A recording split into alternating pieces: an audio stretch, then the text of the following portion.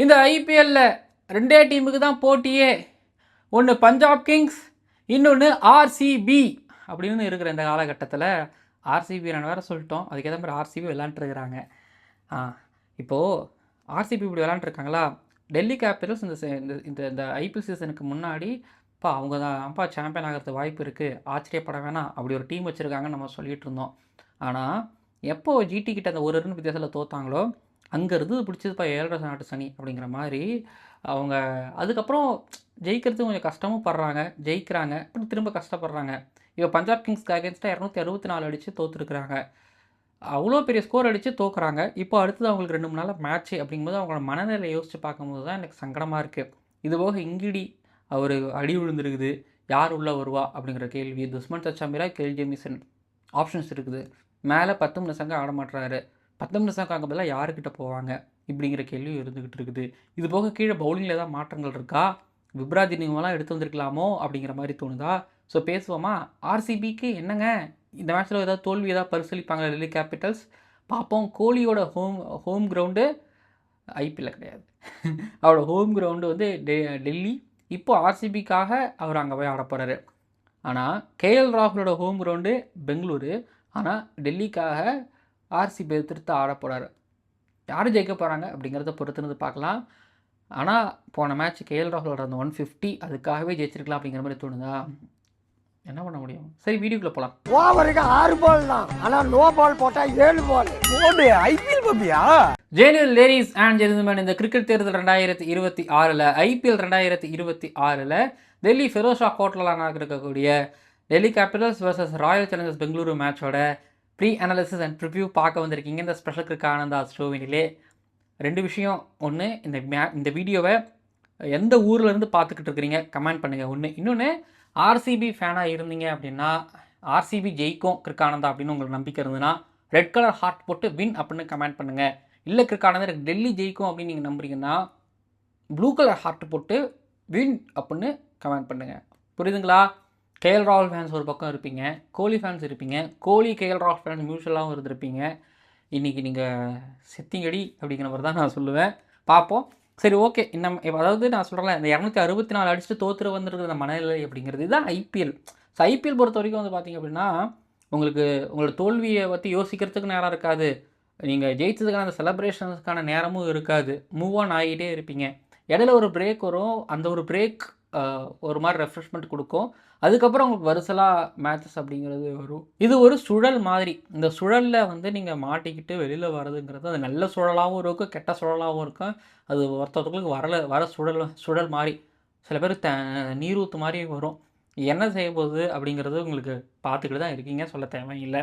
சரி, இப்போ டெல்லி கேபிட்டல்ஸ் பொறுத்த வரைக்கும் இன்னொன்று, டெல்லியில் வந்து பார்த்திங்க அப்படின்னா இதுக்கு முன்னாடி ஜிடியும் டிசியும் விளையாண்டாங்களே அந்த பிச்சு தான் கொடுக்க போகிறாங்க போல். அதுவே 200+ வந்துருந்துச்சு. ஸோ 200+ எக்ஸ்பெக்ட் பண்ணுறேன் இந்த மேட்ச்லேயும். ஒன்று, அது 264 அதுவும் இதுக்கும் பெரிய வித்தியாசம் இல்லைங்கிற மாதிரி சொல்கிறீங்களா? சரி, ஓகே, இருந்துட்டு போட்டுங்கிறது ஒரு பக்கம்.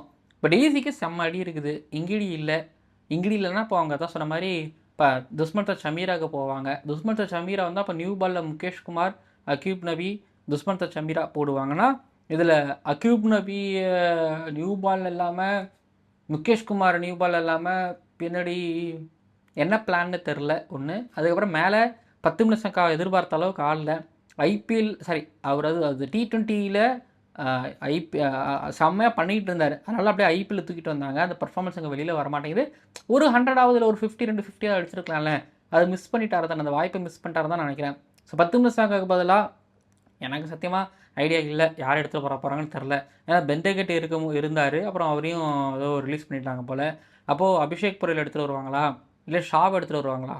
இங்கே பாருங்கள், இப்போ பாருங்கள் என்ன நடந்துக்கிட்டு இருக்குன்னு சொல்லிட்டு. 10 நிமிஷங்காவை ஒரு வேளை தூக்குற பிளானில் இருந்தாலும் கீழே இங்கிலேயே தூக்குற பிளான்லாம் இருந்திருக்க மாட்டாங்க அவர் அடிபடலைன்னா. பட் வேறு வழி இல்லை. இப்போ 2 பேரையுமே ஒருத்தர் அனுப்பி விடணும், இன்னொருத்தர் வேறு வழியில் அவரே அனுப்புகிற அளவுக்கு ஆகிட்டார் அப்படிங்கிற மாதிரி இருந்துக்கிட்டு இருக்குது.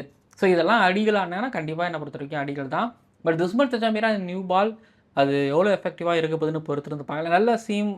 நல்ல மாதிரி எடுத்துகிட்டு வருவார் உள்ள, நேராக லைன் லென்த்து போட நல்லா பேஸ் வச்சுருப்பார். இந்த பேஸ் கொஞ்சம் மற்றவங்களை டிஸ்டர்ப் பண்ணும். இங்கே எந்தளவுக்கு டிஸ்டர்ப் பண்ண போகுதுன்னு பார்க்கலாம்.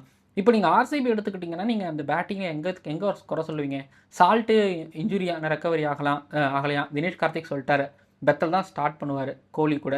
ஸோ கோலியோட கன்சிஸ்டன்சி, திரும்ப அந்த ஆரஞ்சு கேப்பு, சேசிங்கோ, ஃபஸ்ட்டு பேட்டிங்கோ, கோலியால் அது பிரச்சனை வராது, கோலி பிரச்சனையை பார்த்துப்பாரு அப்படிங்கிற மாதிரி ரொம்ப பிலீவ் பண்ணுறாங்கன்னா, கீழே வந்து பார்த்திங்கன்னா ஜிதேஷ் சர்மா வந்து போன மேட்ச்சில் அக்சர்கிட்டையும் குல்தீப் யாதவ்கிட்டையும் ரொம்ப கஷ்டப்பட்டார், திணறினாருங்கிறத நீங்கள் பார்த்துருந்துருப்பீங்க. ஸோ இப்போது முகேஷ் குமார், துஷ்மந்தர் சமீரா, அக்யூப் நபி இவங்களோட 3 பேரோட அந்த பவர் பிளே அட்டாக், இல்லை ஒரு 7-8 ஓவர் அட்டாக், இது சமாளிக்கிற அளவுக்கு ஒரு பெத்தல், ஒரு விராட் கோலி துணிச்சிட்டாங்க அப்படின்னா மிடில் ஓவர்லையாவது பார்த்துக்கலாம், ஒரு கை பார்த்துக்கலாம். பட் அக்சர் எப்போ வருவார், குல்தீப் யாதவை எப்படி பயன்படுத்துவார்னு தெரியல. பட் இந்த பக்கத்தில் ஸ்பின் அடிச்சு ஆடுறதுக்கு ரஜத் பட்டிதார், தேவ்தத் படிக்கல், டிம் டேவிட் இவங்கெல்லாம் இருந்துக்கிட்டு இருக்காங்க. டெத் ஓவரில் நட்டு எக்ஸ்ட்ரா நிறையா பவுலிங் பண்ணுறாரு. இப்போ ஜிதேஷ் சர்மாவோ டிம் டேவிடே பின்னாடி டெத் ஓவரில் வரும்போது நட்டுவோட யார்க்கர்ஸ் விழுந்துச்சுன்னா ஓகே, விழலான்னு வச்சுக்கோங்களேன், நட்டுவை கஷ்டப்படுத்திடுவாங்க. நட்டுக்கு வந்து சில நேரத்தில் அந்த யார்க்கர்ஸ் வந்து விழமாட்டேங்குது, சில நேரத்தில் பார்க்க முடியாது, விழுது. பட் உதவாங்கிறாங்கன்னா அந்த யார்க்கர் சரியாக விழுகாமல் தான் பார்ப்போம். பட் ஒன்று சொல்லுவேன், ஆர்சிபியில் இந்த பேட்டிங் லைனப் வந்து இத்தனை வருஷ காலகட்டத்தில் ஒரு பெஸ்ட்டு பேட்டிங் அட்டாக். இங்கே இவங்க 250, 260 ஓஎஸ் எதிர்பார்க்கலாம். கோலி இப்போ நல்ல ஸ்ட்ரைக் ரேட்டில் ஆடிக்கிட்டு இருக்கிறாரு. தேவ்தத் படிக்கலும் அதே போல் தான், ரஜத் பட்டிதாரும் அப்படி தான் ஆடிட்டு இருக்கிறாரு. பெத்தல் மட்டும் கொஞ்சம் கை வச்சு 100 கீர் அடிச்சிட்டாருன்னா ஏதாவது வாய்ப்பு இருக்குது. பட் அவருக்கு அகேன்ஸ்டாக அந்த முகேஷ் குமார் போடும்போதோ, அக்யூப் நபி போடும்போதோ மேபி அக்சர் பட்டேல் எடுத்துகிட்டு வருவாங்கன்னு நினைக்கிறேன். அந்த லெஃப்ட் ரைட் காம்பினேஷன்லாம் பெருசாக இல்லை அப்படிங்கிறதுனால தெரியலங்க, பொறுத்திருந்து பார்க்கலாம். இப்போ ஜிதேஷ் சர்மாவுக்கு போன மேட்ச்சில் இவங்க கஷ்டப்படுத்தி பாட்டி வாய்ச்சது அதெல்லாமே ஜிதேஷ் சர்மாவுக்கு மைண்டில் வந்து போகும். பார்ப்போம் என்ன பண்ணுறாரு சொல்லிட்டு. பட் நீங்கள் டிசியை பொறுத்த வரைக்கும் எடுத்துக்கிட்டிங்க அப்படின்னா, நான் சொன்னேன் அந்த மேட்ச்லேருந்து இவங்க வெளியில் போகிறதுன்னு சொல்லிட்டு, பேட்டிங் நல்லாயிருக்கும். ஹேசல்வுட், புவனேஸ்வர் குமார் பெங்களூரில் டிசிக்கு அகேன்ஸ்டாக ஆடும்போது சூற விட்டார், ஞாபகம் இருக்குமா? ஞாபகம் இருக்கா? அதுக்கப்புறம் குருணால் பாண்டியா ஒரு சின்ன ஒரு கம்பேக் கொடுத்த மாதிரி இருக்கும். இப்போ குருணால் பாண்டியா வெர்சஸ் ஸ்டப்ஸு, அதுக்கப்புறம் டேவிட் மில்லரு, அக்சர் பட்டேல் இந்த லிஸ்ட்டில் சேர்க்காதீங்க, அவர் இப்போ சரியாக விளையாட மாட்டாரு. அதே தான் வந்து பார்த்திங்க அப்படின்னா மற்றவங்களுக்கும். ஆமாம், குருணால் பாண்டியா ஸ்ட்ரகிள் ஆகிறாங்கிறது ஓகே. பட் இந்த பக்கம் சுயேஷ் சர்மாவுக்கும் இவங்க ஒரு ஸ்ட்ரகிள் ஆவாங்களா? நான் சொல்லுவேன், இந்த மேட்ச்சில் ஒரு நல்ல ஒரு பேட்டில்னா கேஎல் ராகுல் வெர்சஸ் அங்கே இருக்கிற ஜோஷ் ஹேசல்வுட், ஒரு புவனேஸ்வர் குமார். ஸோ இந்த ஒரு பேட்டில் மாதிரி கீழே வந்து பார்த்திங்கன்னா ஒரு மாதிரி என்ன சொல்கிறது, ஸ்டப்ஸு, மில்லர், அதுக்கப்புறம் அக்சர் பட்டேல், ராணா இவங்களாம் வருவாங்க. குருணால் பாண்டியா, அதுக்கப்புறம் வந்து பார்த்திங்கன்னா ராசிக் சலாம் தான் அன்றைக்கி காலை பிடிச்சிட்டு படுத்தார், எஞ்சி வருவாருன்னு தெரியல. சுயேஷ் சர்மா இருப்பாங்க மிடில் ஓவரில். மேபி தேவைப்பட்டால் நான் சொன்னல, இப்போ ராசிக் சலாம் தான் இன்ஜூரி இல்லைன்னா அவர் வந்து எடுத்துகிட்டு வருவாங்க.